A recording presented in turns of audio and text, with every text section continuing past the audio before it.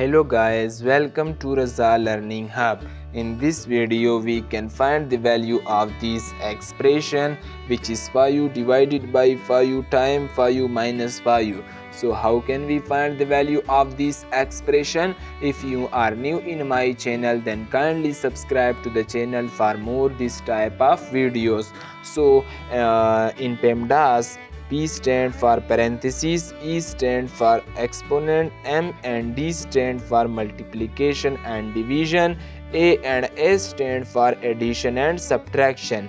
Here multiplication and division have equal priority and we have to from left to right. So here one division and one multiplication, but division and multiplication have equal priority and we have to from left to right. So 5 divided by 5, which is equal to 1 times 5 minus 5.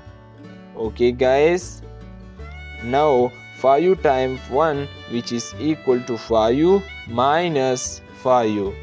5 minus 5, which is equal to 0.